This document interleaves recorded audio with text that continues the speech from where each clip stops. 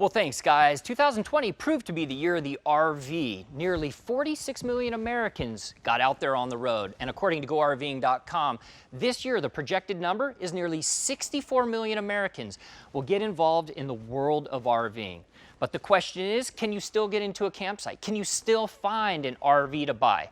The answer is yes. 2021 has been a record-setting year for the RV industry, much of it due to the coronavirus pandemic, which has affected the travel industry as a whole. People have chosen to go RVing in record numbers, resulting in a 34% increase in RVs being built this year. So what types of RVs are people buying? 80% of all RV sales are towables like this one right here that you can tow behind a vehicle.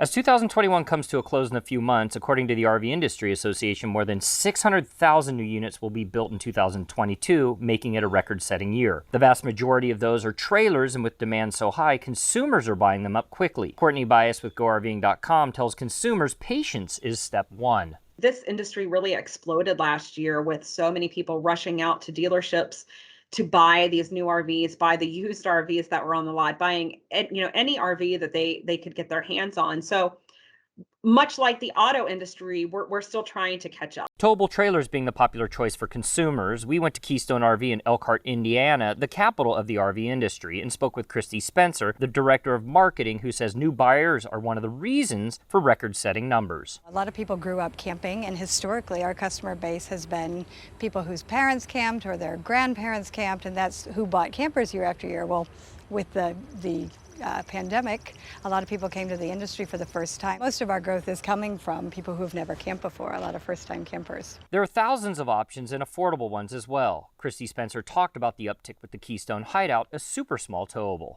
Both of our Hideout and Springdale brands offer single axle models that can weigh 3,500 pounds.